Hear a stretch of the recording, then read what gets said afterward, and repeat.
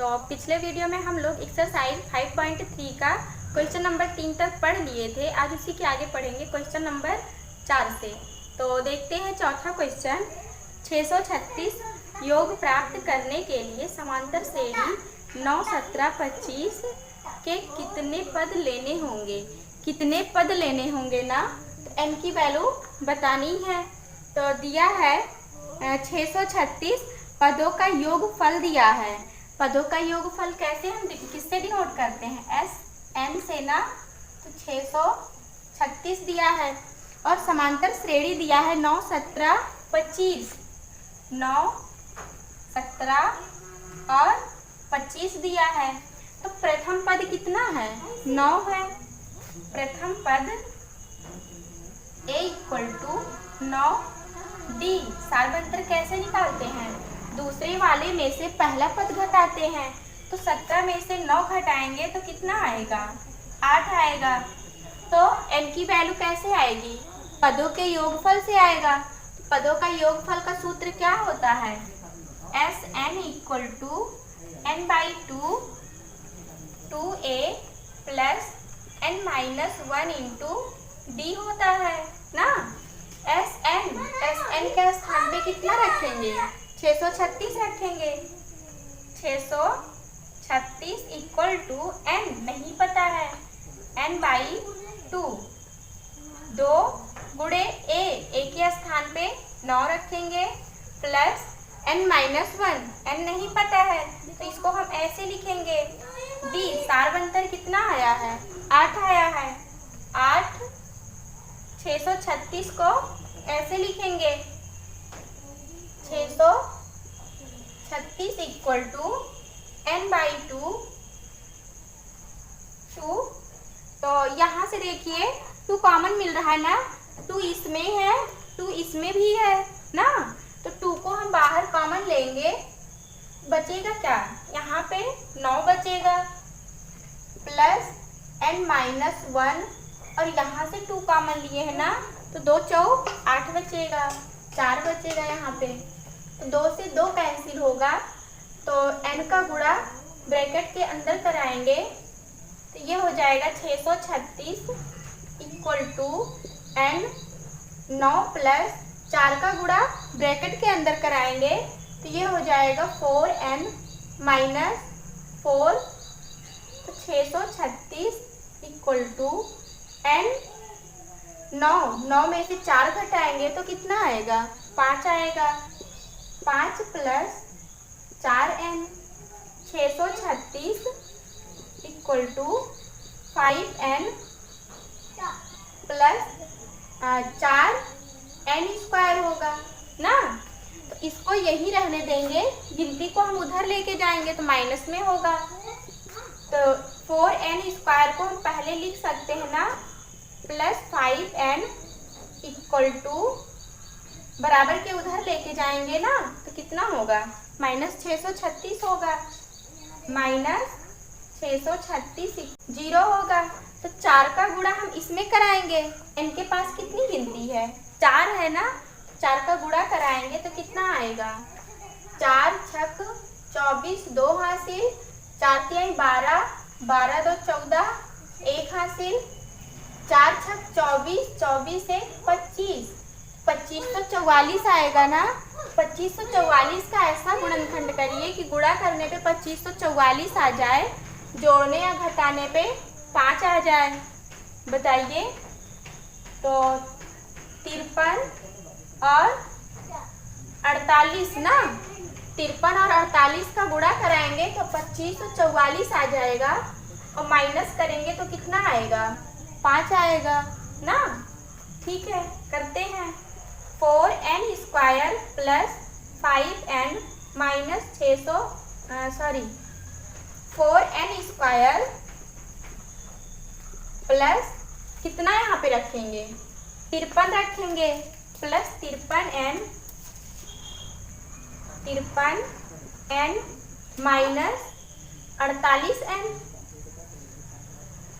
-636 = 0 होगा। तो यहाँ दोनों में देखिए क्या कॉमन मिल रहा है, n कॉमन मिल रहा है ना, बाहर लेंगे ब्रैकेट के तो यहाँ पे 4n बचेगा प्लस 53 बचेगा। जब n को बाहर ले लिए तो यहाँ पे गिनती ही तो बचेगी 53, माइनस यहाँ पे 12 कॉमन है, 12, तो 12 कॉमन है ना, कॉमन ले रहे हैं ना, तो कॉमन लेने का मतलब होता है भाग देना। तो 12 से इसमें भाग देंगे तो 12 चौक 48n प्लस 12 पंचे 60, 3 63, 12 तिहाई 36 इक्वल टू 0 होगा। अब देखिए ब्रैकेट, दोनों ब्रैकेट का कॉमन मिल रहा है ना, तो इसको हम एक बार लिखेंगे 4n प्लस 53, फिर दूसरे ब्रैकेट में जो ब्रैकेट के बाहर है उसे हम दूसरे ब्रैकेट में लिख लेंगे n माइनस 12। तो ये हो जाएगा 4n इक्वल टू 0 होगा। 4n प्लस 53 इक्वल टू 0 होगा। 4n equal to minus 53, n equal to minus 53/4, ये माइनस में आया है। फिर दूसरा वाला n minus 12 equal to 0, n minus 12 equal to 0, n equal to 12, ये प्लस आ गया। माइनस वाला हम नहीं लेंगे, प्लस वाला लेंगे। फिर अगला क्वेश्चन देखते हैं।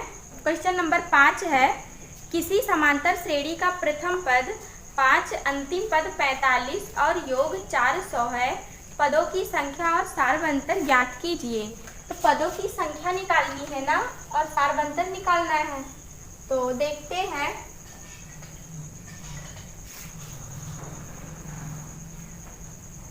दिया है किसी समांतर श्रेणी का प्रथम पद 5 दिया है, a इक्वल टू 5 दिया है 5। फिर कह रहा अंतिम पद 45, अंतिम पद l से लिखते हैं ना 45।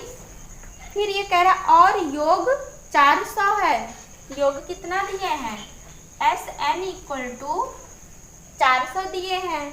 फिर कह रहे हैं पदों की संख्या और सारवंतर ज्ञात कीजिए। पदों की संख्या मतलब n और d की वैल्यू बतानी है। तो n की वैल्यू कैसे आएगी, पदों का योगफल sn इक्वल टू होता है n/2 a प्लस l होता है ना। sn की वैल्यू कितना दिया है, 400 दिया है ना, 400 लिखेंगे। 400 इक्वल टू n नहीं पता है, बताना है। n को ऐसे लिखेंगे /2, प्रथम पद 5 है, n 45 है, 45। तो ये हो जाएगा, 2 से इधर गुणा कराएंगे तो 800 होगा ना। 800 इक्वल टू 45 में 5 जोड़ेंगे तो 50 आएगा, 50n। तो 0 से 0 कैंसिल होगा, 5 1 के 5 3 8, 5 6 30, n इक्वल टू 16 आया। n 16 आ गया ना। अब d की वैल्यू निकालते हैं। तो d इक्वल टू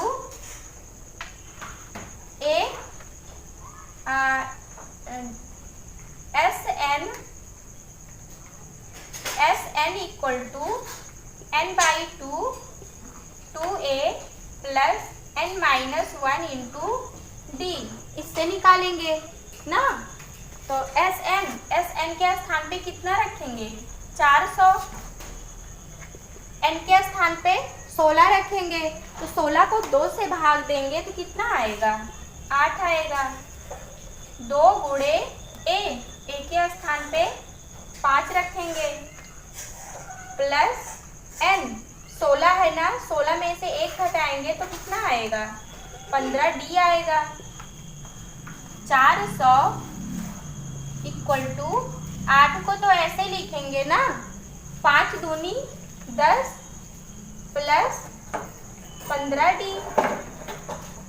तो 8 से इधर भाग देंगे 10d, 10 plus 10 plus 15D equal to कितना हो जाएगा? 400/8 होगा।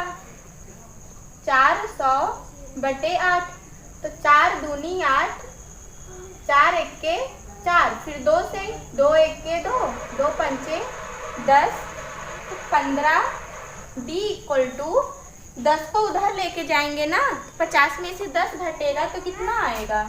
40 आएगा।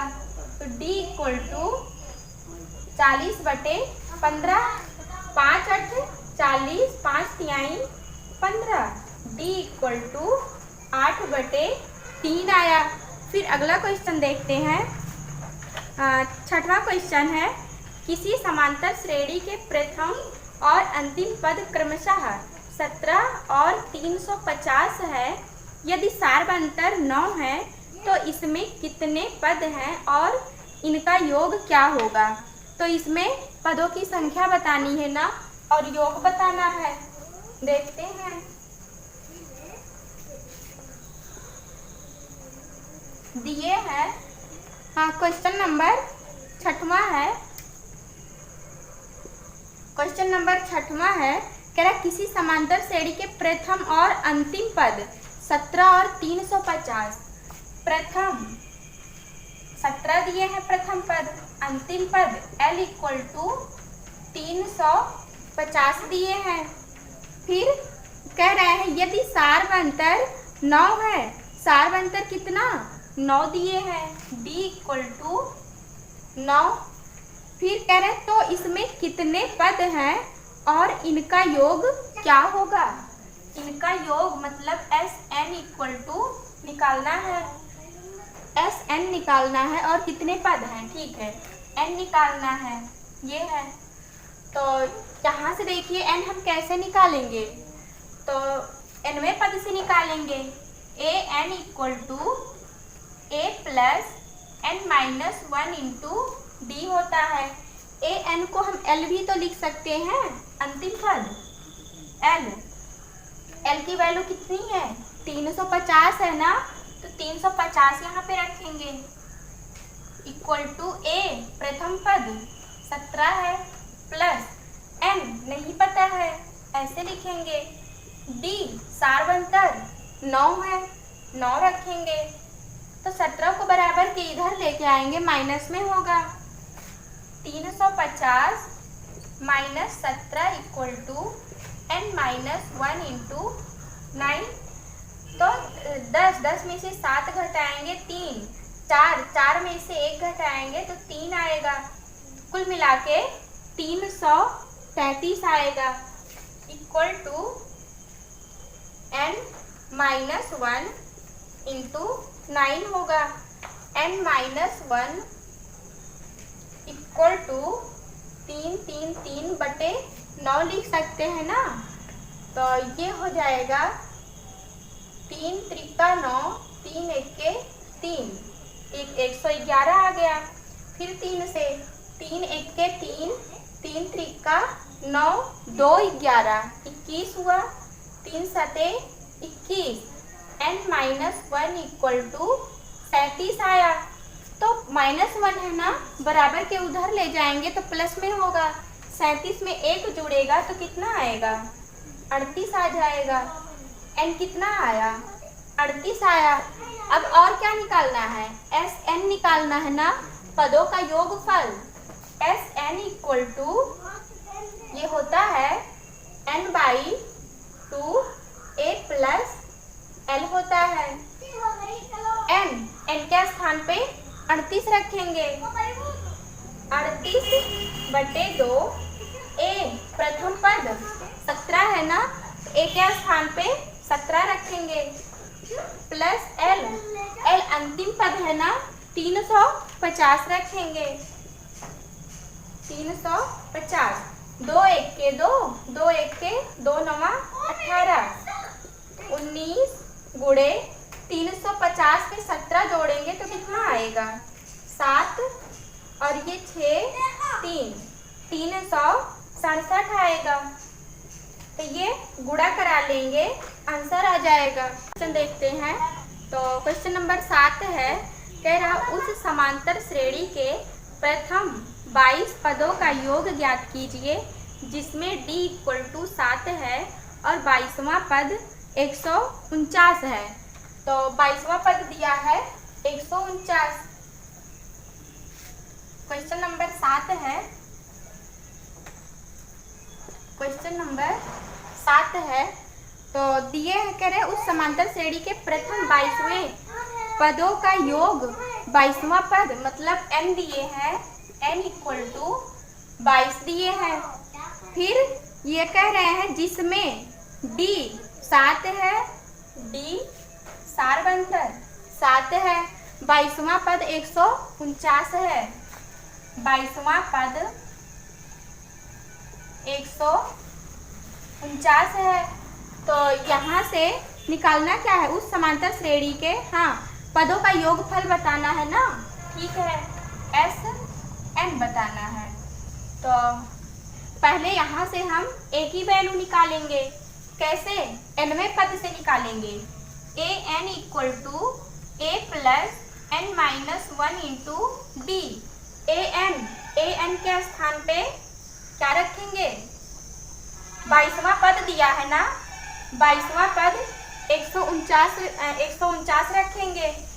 149 = A नहीं पता है, प्लस n कितना है? 22 है। तो 22 में से 1 घटाएंगे तो कितना आएगा? 21 d आएगा। और d भी दिए हैं सारबंतर, कितना? 7 दिए हैं। तो 149 = A + 7 1 के 7 7 दूनी 14। तो A = 149 - 147। तो 149 में से 147 घटाएंगे तो कितना आएगा? 2 आएगा। A = 2। प्रथम पद कितना आया? 2 आया। तो अब हम पदों का योगफल निकालेंगे। तो समांतर श्रेणी के पदों का योगफल क्या होता है? SN = n/2 2A + n - 1 × d होता है। SN के स्थान पे कुछ नहीं रखना है, उसकी तो वैल्यू बतानी ही है। n के स्थान पे 22 रखेंगे। 22/2 2A के स्थान पे 2 रखेंगे। 2 + n 22 रखेंगे। 22 - 1 d के स्थान पे 7 रखेंगे। तो 2 1 के 2 2 1 के 2। SN = 11। 2 दूनी 4 + 22 में से 1 घटाएंगे तो कितना आएगा? 21 आएगा, गुणे 7। तो SN = 11 × 4 + 7 1 के 7 7 दूनी 14। 4 जोड़ेंगे तो कितना आएगा? SN = 11 × 7 4 11 5 1 151। 151 में 11 से गुणा कराएंगे। 11 1 के 11 1 हासिल, 11 5 55 55 1 56 5 हासिल, 11 1 के 11 11 5 16। तो समांतर श्रेणी के पदों का योगफल कितना आया? 1661 आया। फिर अगला क्वेश्चन देखते हैं। क्वेश्चन नंबर 8 है। उस समांतर श्रेणी के प्रथम 51 पदों का योगफल ज्ञात कीजिए जिसके दूसरे और तीसरे पद क्रमशः 14 और 18 हैं। तो देखते हैं 8वां क्वेश्चन। क्वेश्चन नंबर 8 है।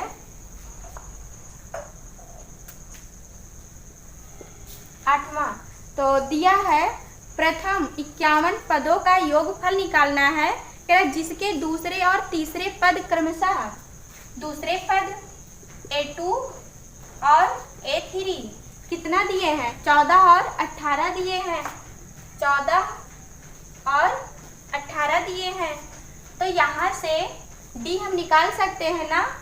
D सारबंतर कैसे निकालते थे? दूसरे में से पहला घटाते थे या तीसरे में से दूसरा घटाते थे? तो तीसरे में से दूसरा पद घटाएंगे A3 minus A2 B equal to A3 कितना है 18 है। 18 में से 14 घटाएंगे तो कितना आएगा 4 आएगा।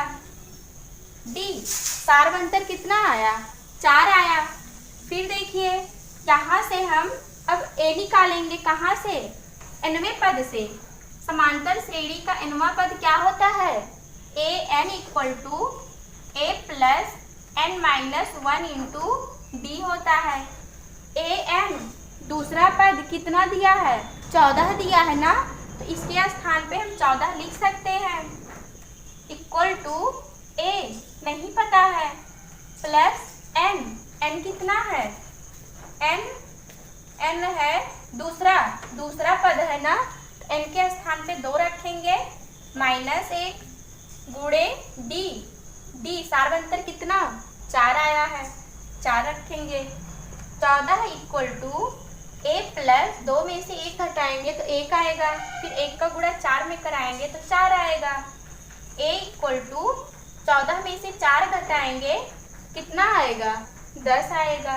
तो प्रथम पद कितना आ गया 10 आया। फिर हाँ ये कह रहा है 51 पदों का योगफल बताइए। अब देखिए a आ गया d आ गया, अभी n नहीं, हाँ a और d दोनों आ गया, तब हम पदों का योगफल निकालेंगे। तो समांतर श्रेणी के पदों का योगफल क्या होता है Sn equal to n by 2a plus n minus 1 into D होता है। तो n के स्थान पे हम कितना रखेंगे, कह रहा है 51वां पद निकालिए, तो n के स्थान पे हम 51 रखेंगे। 51 बटे 2 और 2 गुणे a सार्वंतर 10 आया है ना, 10 रखेंगे प्लस n कितना है 51 है ना, 51वां पद निकाल रहे हैं, तो n के स्थान पे 51 माइनस 1 d सार्वंतर 4 आया है 4 रखेंगे। 51 बटे 2 दहा में 20 होगा प्लस 51 में से 1 घटाएंगे तो 50 आएगा गुणे 4। 51 बटे 2 गुणे 20 प्लस 51 50 का गुणा 4 में कराएंगे तो कितना आएगा 200 आएगा। 51 बटे 2 गुणे 200 में 20 जोड़ेंगे तो कितना आएगा 220 आएगा। 220 तो 2 1 के 2 2 1 के 2 11 110 आ गया। तो 1 0 तो रहेगा ही, तो गुणा कराएंगे 11 1 के 11 1 हासिल 11 बचे 55 55 1 56, तो 5610 आया। सही।